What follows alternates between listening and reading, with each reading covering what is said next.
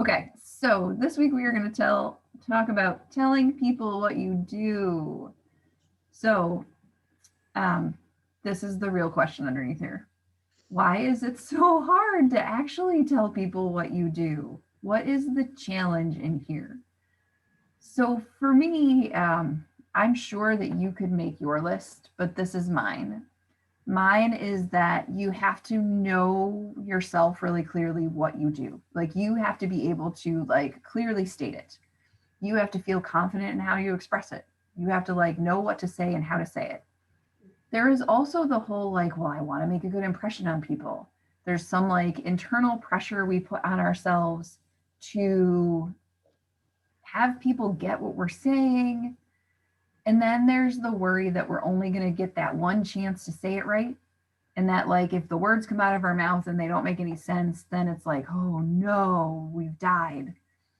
The other thing is that sometimes, and in many cases, like when you're in the first couple of years of a business, what you're saying is new and it feels weird. And it's like a new version of you that you're putting out into the world.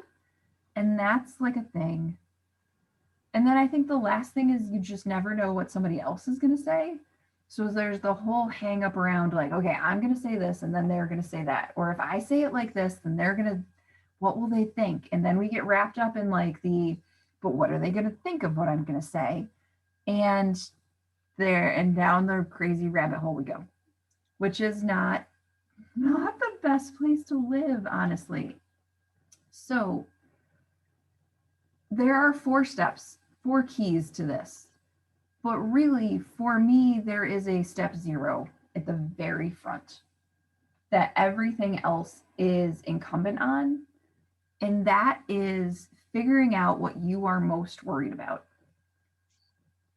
Getting out of your own way on telling people what you do happens because you know what's in your way, right? You can't drive around a roadblock you don't know what it is. So the trick to this is to actually sit with it. Like, get your pen and get your notebook and sit down. Like, what are you actually worried about? Do you think they're going to judge you for your new role? Do you think that you're going to say it wrong? Do you think people won't understand? Do you, like, whatever it is that sort of comes out of you when you ask yourself that question is the thing to start working at, right? If you don't know what you're worried about, it's really tricky to then dig into how to fix it. And it can take a lot longer to sort of guess and check your way through the catastrophe if you don't give yourself some space to really think about why you don't want to tell people. I know for me, it's always this fear of they won't get it. Like, that's what it comes down to for me. And it is rooted very much in my first business because it took me a long time to figure out how to explain it to people because it's a different kind of thing. And when you're like the line leader and it's something new, people don't necessarily get it. And then it carried into coaching for me, like this worry that people just weren't going to understand. And then I had to be like, oh, okay. The simpler I make it for me, the simpler I make it for them. Let me work on that. So then once you know what the hurdle is, and this sounds a little crazy, but like, think about the worst case. Take it all the way to Cuckoo Town. Like, if you're worried that you're going to say it wrong, or that when you say it, nobody will get it, okay, then what? Like, so you check the rabbit hole, like, give it a good once over. What's in that particular rabbit hole? Like, and then, did you die? Did you lose a limb? Was your life ruined? Like, what actually went wrong here? And for me, when I realized that, like, I thought people wouldn't get it, what I realized the outcome was is they just wouldn't be my people and I would get another chance. Like, oh, well, now it's not the end of days, right? Like, it's not some scary person throwing me out of business. Like that doesn't happen. There's no certification they're going to revoke. There's no horror that's going to befall my family. Like there's just like our worst cases often are so bad and they're not real. So once you know that this is my big worry, and if the worst possible thing happened, this is what it would be. And oh, wait, crap, not going to die from that. That's a good place to start from. So, given that, key number one, the conventional wisdom around introducing yourself to people is that you have to like get your elevator pitch right. Like you have to know what to say and you have to be able to get it out smoothly and you have to like say it in less than 20 words and you have to all these things, and it's all garbage, quite honestly. There is no perfect elevator pitch. The people who are best at that, if you were to listen to them talk to 6 people in a row, they'd say it different every time. There is no perfect one-liner, and spending all your energy figuring out what the perfect one-liner is not going to do anything for you. It's never going to come out perfectly. It might once, and then you're going to be like, oh, next time I have to say it just like that. And then you'll say it just like that, and that person won't get it. And you'll be like, but it worked so good the last time. That's because you have to talk to the human. So this idea that you have to get it exactly right is the first thing that should go. And if it's the only thing that you get out of this, all of this, it's the thing. Like, let it go. Stop messing with it. Just accept that you know what to say. And you, or like you don't know what to say and you're going to mess it up. Cool. Do that. Key number 2 is to keep it simple. Y'all, we try to like memorize a script of like, this is what I'm going to say, and this is how I'm going to say it, and this is what it's going to look like. For me, I find that a little template really helps me. And it's not so much because I like, again, I just said no elevator pitch. And it's not because I want an elevator pitch or I need it to be exactly right. It's because the simpler I make it, the easier it is for me to remember. And I forget stuff. And so what you have to do is find a format that works for you, that you're more likely to remember and use and embrace and get good at. So for me, this is the format. And like legitimately, if you hear me introduce myself places, this is kind of what it looks like. Hi, my name is Sarah, and I help former teachers and teachers in the business world build thriving, profitable businesses through one-on-one coaching. That's it. Fill in the blanks, friends. And if you say that and you're like, ew, this is awful, you need a different format. Or you're just letting it scare you. And that's not good either.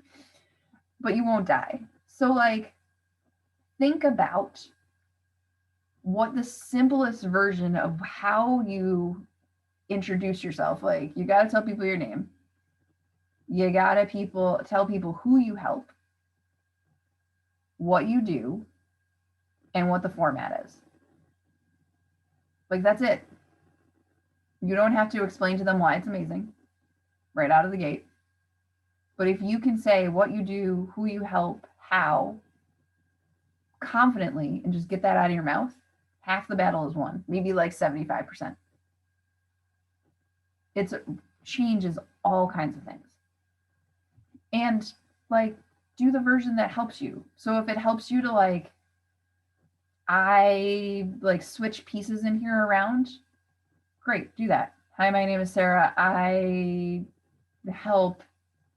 coach business owners one-on-one who used to be teachers, or what, like, I don't care, Jenga. Play word Jenga. But do it in a way that suits you. This is, for me, the simplest version I've ever come across. And I've played with this extensively, particularly in the other business. So that's the best template I have. Here's the other thing. This little template has a sneaky benefit, and it is simplicity. This simplicity The way you get there is by being incredibly clear on what you do and how to say it. So if you can distill it down into this little template, you have gotten that much clearer on what you do, who it's for, why it matters, kind of stuff.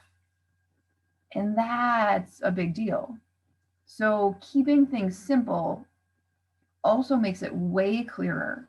And if it's way clearer for you, it is way clearer for everybody else. And that's amazing.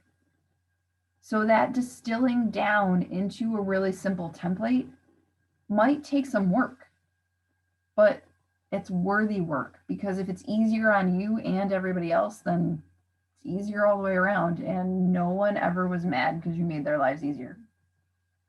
Truth. Okay. The third key, and this is where people are mad at me usually. You can take that template and say it 50 ways. All the ways, right?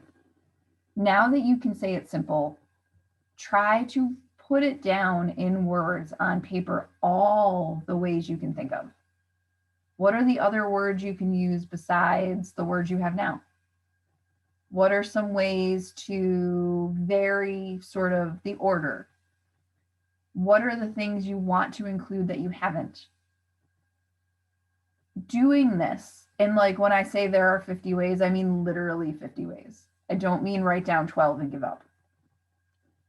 I mean like 50. The thing is you're trying to challenge your brain to work past where you're comfortable. You could probably sit down right now and give me 12, right? Like, cool. You might even get to 20, but like 25, it starts to get like sticky and you're like, nah, I don't want to do any more of this. So walk away and then come back and add 5 more, and come back and add 5 more, and come back and add 5 more until you get to 50. And what you'll see on that list is some of them will be amazing and some of them will be terrible. But instead of having amazing and terrible and only 2 left on your list, you'll have 30. Like, the range is broader, you get flexible. And the other thing that really happens in here is you learn to realize that all of these things are a clear version of what you do, no matter what comes out of your mouth. Sometimes it's not what comes out of my mouth when I introduce myself is not what I expect. Or the version of it just sort of falls out and you're like, ooh. But what I've learned is because I can say it a bunch of different ways and get the same point across, that like my head doesn't have to explode. It just means you can adjust what you want to say to the people you're in front of, or like to roll with what happens to be what you said, and like not die. It's not a big deal. It's all good. Plus, it gives you lots of ways to talk about what you do on social media. Hi. Yeah. And I got a high five from that one. It's not a bad thing to have a list like that and be like, oh, and did you know I also, like, you can also think of what I do as this. Because every person will get it a different way. Cool. All right. And the last key is, this is the truth. Like, this is the thing. You have to practice. And by practice, I do not mean talk to yourself, because that is not going to do it. Like, you can and should practice and talk to yourself. I am infamous for driving in my car. That is where I do all of this talking. I get in the car and like I have driven miles to go to networking events, and the whole time like, hi, my name is Sarah and this is what I do, and the whole way down. Like, thank God now our cars are, we talk on the phone continuously in them, because now I can look like I'm talking to the phone instead of just myself and not look like a lunatic. But like, I practice in the car, or I walk around in the backyard with a dog and I talk to myself. Is what it is. But there is no substitute for saying it aloud to somebody else. Your husband, your sister, your fiance, your neighbors, your acquaintances, your strangers, whoever. I would say somebody in a line in a coffee shop, but we don't do that anymore. Is what it is. Like, stalk whoever you need to stalk. Go to a networking event online. Just practice. Writing it out and saying it over and over in your head is great, but it is not where you get any kind of feedback. And if the only feedback is you, that's not going to be enough, friends. So then, after you practice it, you have to evaluate it. You know how I feel about evaluating things. Or if you don't know how I feel about evaluating things, I love evaluating things. Here is how I have evaluated this, but you have to do the version of it that makes sense for you. For me, I try to remember what I said, or at least what version of it. Like, often it sounds like when I write it down afterwards, it's like I focused on helping people make more money in their businesses, or I focused on the teaching part of the conversation, or I focused on, I'm trying to think, I just had one this morning. What did I focus on? Oh, this morning I was talking to someone and I introduced myself and I talked to her about how I really believe that like teachers should run the world. The people with teacher brains, like the more they are at the head of everything, the better everything is. And that's it. And so that's when I introduced, like, that's what I talked about when I introduced myself today. And then how did it feel? Like, did you like it? Did you go like, oh, that was horrendous? Did you feel confident? Like, what was your predominant feeling when you did it that way? And then what kind of response did you get? Did they just kind of go like, huh, confused puppy? Or did they go like, oh, yeah, I get that?